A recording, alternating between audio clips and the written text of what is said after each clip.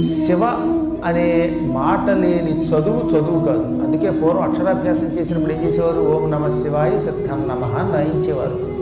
విద్యలో శివ అనే శబ్దం ఉండాలి.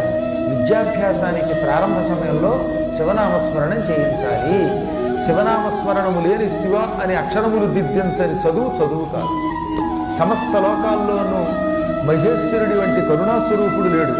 సులభముగా అనుగ్రహిస్తాడు. భయంకర నరకం నుంచి విముక్తి కలగజేస్తాడు. అటువంటి మహాత్ముని సంతృప్తిపరిచేటటువంటి 3 పద్ధతుల్ని, ఏమిటైనా సంతృప్తిపరిచే 3 పద్ధతులు అంటే భస్మధారణము, శివనామ స్మరణము, రుద్రాక్షధారణము. ఈ 3 లేకపోతే ఆ జన్మ కాదు, మహాపాపిష్టి జన్మ. ఇక్కడ ఒక విషయం చెప్పాడు. ఏమిటిది? స్త్రీలు ఈ ముంగురులకి పైన ధరించకుండా ముంగురులు ఉన్నంత వరకే ధరించాలట. ఆడవాళ్ళు ఎప్పుడు లలాటం మీద త్రిపుండ్రం ధరించేటప్పుడు ఈ వెంట్రుకలు ఇలా వెనక్కి నొక్కి